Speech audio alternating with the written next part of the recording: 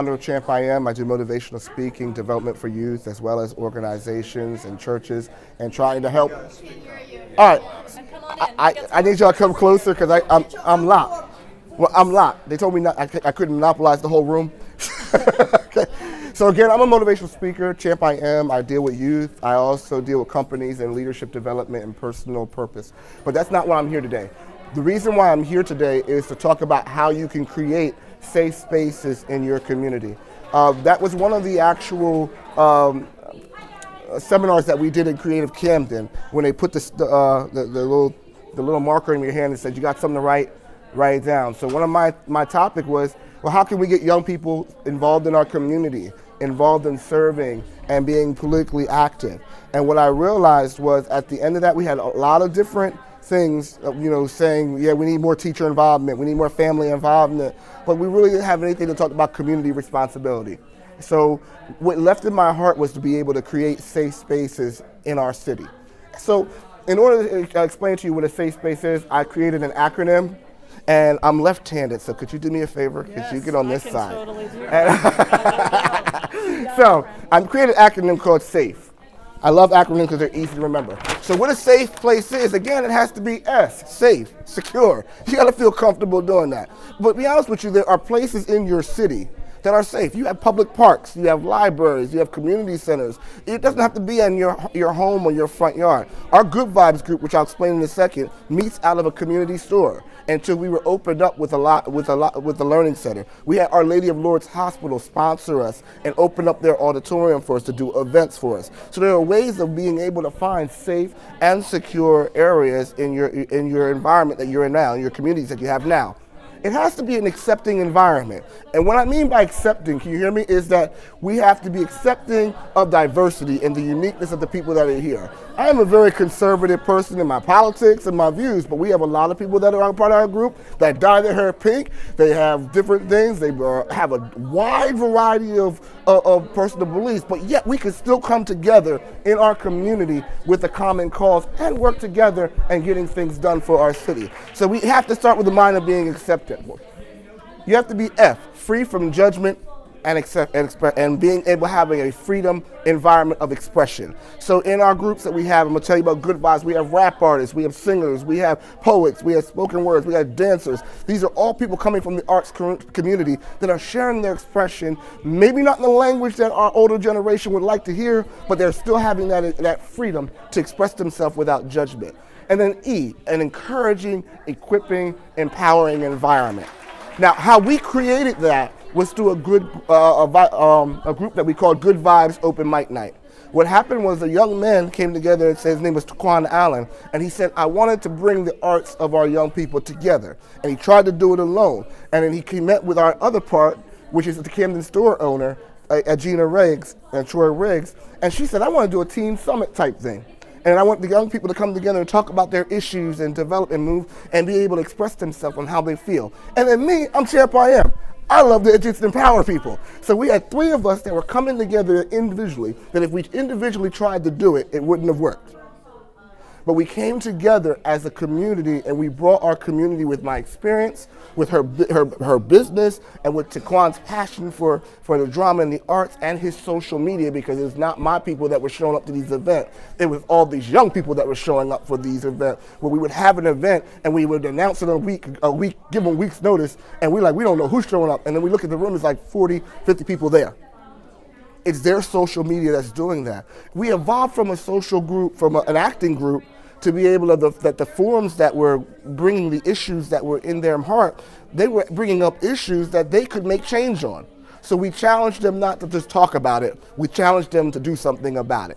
So it ended up becoming a group where we were getting young people to become socially active in their community. What I found was unacceptable, that these were young people that were 20, 21, 22, 23 years old. If the current mayor of our city was sitting right in front of them, they would not know who he was. And that should not be, because that is a voting bloc that it has needs for this generation. And as much as we talk about how we want to engage millennials, and our millennials have no clue of what's going on around them, I said that cannot happen. So we find ways for them to be politically active. We actually went to the mayor's office because now we're in a Camden Store and we're overflowing this place, have no place to do during the cold months, and found out that we have 5 or 6 community centers that are in our environment that are closed down, not being used. And when I went to talk to the mayor, we thought we were going to go in there and say, fight the power. But we found out when we said safe spaces, he was like, oh my God, that's exactly what I wanted to do, because that's what I started off with when I first started my campaign when I was a councilman. Finding out that he said, oh, and I'm mad that these community centers are closed. So we found that sometimes all we have to do is ask for the help that we need. And the mayor opened up. So on the 26th, this weekend, will be our first time going into the Martin Luther King Community Center that's been closed from this time around. It's off of Haddon Avenue. And like, again, it's an environment, again, that we filled with these different things. The reason why I'm hoarse now is because we just took them up to New York for a rally, a peaceful rally, honoring Malcolm X's 93rd birthday, but also I stand for Kaepernick, being able to talk about social justice. So I take whoever wants, and we are building leaders. And that's what we're doing, building leaders through extensions and being a bridge to each other. So often our generation wants to look like them that we forget that we need to pour into them. And if we pour into them, they'll train them to be able to pour into other people. So we have so many things, but we could not have done it without our sponsors. We have people like Lady of Lords Hospital. We have people like I don't want to do it justice, so I'm going to give you my spot. Parkside. We have partnerships with Parkside Business and Partnership. We have HABA, which is the Haddon Avenue Business Association. We were so fine with our karaoke machine that we started with. Now Champ-I-Am, which is me, we actually invested in speakers. So now we have mics that actually work and speakers that actually sound, and we actually have fun, so we're growing. HABA and Parkside provided us with the Learning Garden Park. So there are things that what has to happen is we have to have a vision for what our community should look like. And then we have to take responsibility and give our politicians something that they can get into instead of sitting into our corners.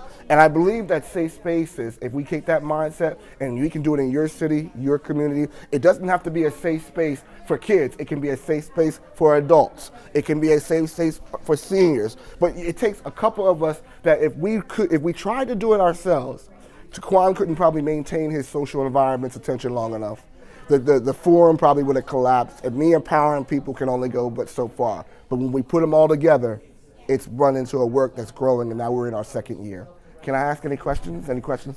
Have anything in North Camden? I know the area. Okay, North Camden, right now we are in the Haddon Avenue, and we're bringing people, and we're attracting people from Camden, Sicklerville, we're attracting people from Philadelphia. Right now we want to build, but what's going on now is imitation is the greatest form of flattery. And what I mean now is out of our group, we've had other people start community groups out of their home. And they're doing an open mic. And normally you'd be like, why are you starting an open mic night out of your house? And that's the first attitude that we would get, rather than saying, hey, go for it, because some of our leaders go to that open mic too. And they support that. So you got to get that I out and put that we in. Are you working at all with the Civic group in East Camden? Right now we're still, like I said, getting the ideas, so now we can always connect. And we're always looking for sponsorship and ways that we can connect and bridge out, because it's not always about what you can give to us, but we also want to provide our young people and our leaders with avenues to serve in the community as well. So when you reach out to us, we can always work that out too. Excuse me? Are you working with the bridge at all? With the, is that the Arts Bridge? Yeah. The bridge, they're at Lord's. As far as, no.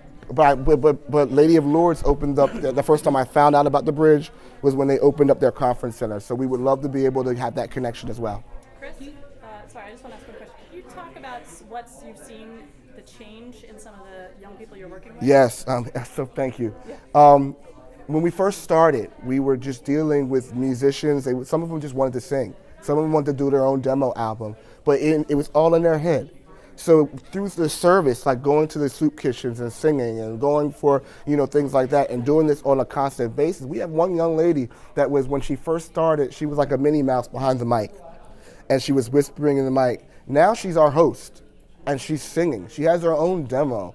that she's available. We've had people right now that are artists, that are painters, okay? And she's quiet about her art and so shy about her art. But I said, you got to get out of that. You got to monetize your gift. You got to let people know that you're doing this and not making this a closet. She showed her artwork at one of our events and got her first piece of artwork sold. We have another young lady whose heart is to do yoga in the park, and I'm working on her now. Be able to say, boom, you need to be able to come, because what we've done is opened up the Camden Store, and the Camden Store is opening up their spot that they can do pop-up businesses for $65 a day. They can come in, rent the space out, do their pop-up. She could make her money back 3 times over just being able to come in and do like 4 yoga classes, and it fills them up. So that's the examples of what we're doing. Yes, sir. You were saying like bringing that political leader like the councilman or mayor. How about if the councilman and mayor is Carol Last? His seats are very secure. He don't care about, he got We had the that. north side covered. Forget about the south side. I don't worry about it. Without naming any names, we had that issue. But you know what made the power? The ones that showed up. So if you have his opponent show up, that makes him look bad because it makes him look comfortable. And they could say that how we had that. I'm not naming names, but the issue was because you might have to work with that person later. So I said we don't burn bridges here, but we at least give you the invitation, and that's why we learned so much. We learned so much from the opposing candidate, not about the mayor, but how the city worked, and that was educational for us. So sometimes all we have to do is give the invitation out. And if they take the invitation, so be it. But remember that as we're growing in, don't come to us on election time wanting to talk to us, because it's about being engaged in all year long. We're going to engage with you all year long, but we need you to engage with us. And in order for that to happen, there has to be a level of consistency. So now we're going into our year 2, and it's going to become a movement as we continue. But you can do a movement in your city too. So do you have a contract for the space that you're opening up that the city's going to give it to you for a certain length of time? No, what happened is he opened it up to us as long as we get someone. He has to get someone to man it and man the hours for it. And his goal is he wants to be able to have these community centers manned.